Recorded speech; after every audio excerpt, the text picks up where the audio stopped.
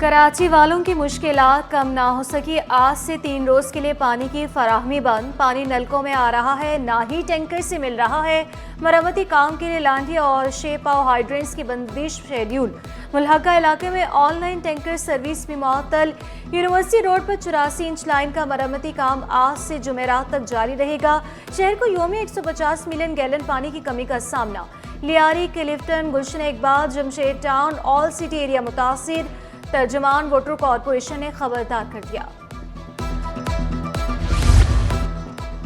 M D CAT میں شفافیت کے لیے بڑا اقدام، ٹیسٹ میں غیر جانبداری کے لیے ایف آئی اے سے مدد طلب، سندھ حکومت اور P M and D C سے مدد طلب کر لی گئی، تینوں اداروں کو خط لکھ دیے گئے۔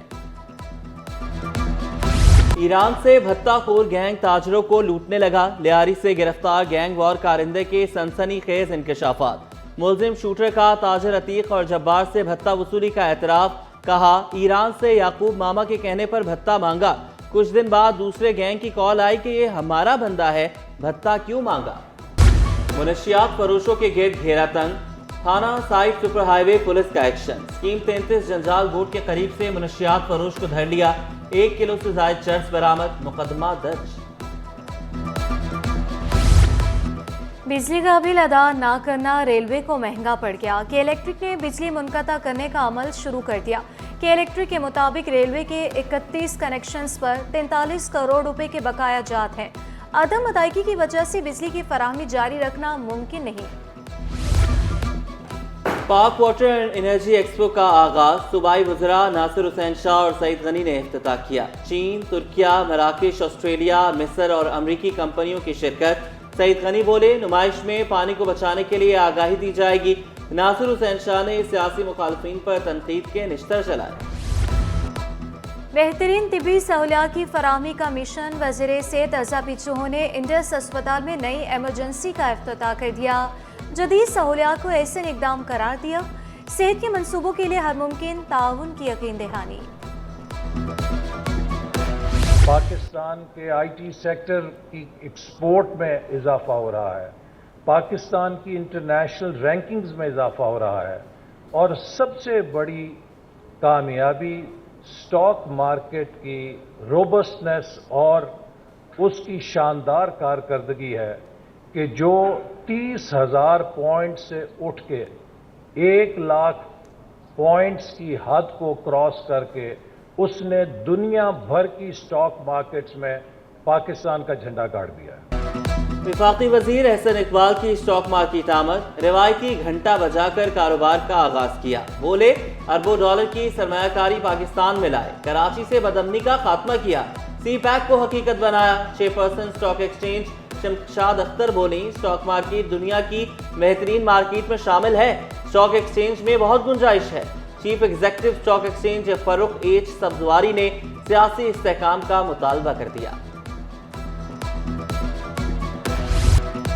پاکستان سٹاک ایکسچینج میں کاروبار کا مثبت رجحان، 100 انڈیکس میں 200 پوائنٹس کا اضافہ، انڈیکس 1,03,400 کی سطح پر ٹریڈ کرنے لگا، انٹر بینک میں ڈالر 7 پیسے سستا ہو کر 277 روپے 90 پیسے کا ہو گیا۔ شہر قائد کی فضا زہر آلود، سانس لینا بھی مشکل، صبح کے وقت کراچی پاکستان کا آلودہ ترین شہر رہا، گلشن اقبال آلودہ ترین علاقہ، AQI 254 ریکارڈ، طبی ماہرین کا ماسک پہننے اور غیر ضروری باہر نہ نکلنے کا مشورہ، شہر کا موسم بھی سرد ہونے لگا، کم سے کم پارہ 22 ڈگری سینٹی گریڈ ریکارڈ۔ پی ٹی آئی کو جلسے کی اجازت نہ دینے کے خلاف کیس، سندھ ہائی کورٹ کی درخواست کو آئینی بینچ میں سماعت کے لیے مقرر کرنے کی ہدایت، درخواست گزار نے موقف اختیار کیا، عدالتی حکم کے باوجود پی ٹی آئی کو جلسے کی اجازت نہیں دی جا رہی۔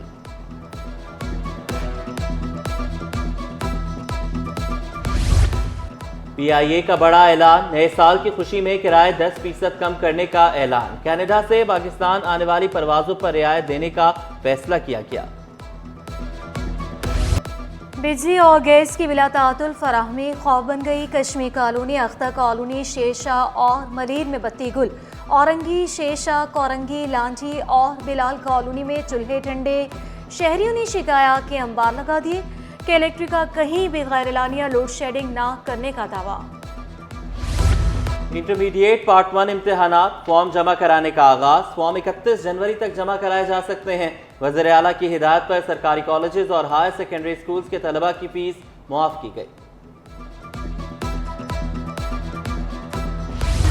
سبزیوں اور پھلوں کی خریداری جیب پر بھاری منافع خوروں کی منمانیاں شہری لوٹنے پر مجبور آلو 140 پیاز 180 اور ٹماٹر 200 روپے کلو سیب 280 انار 400 اور انگور 450 روپے کلو دستیاب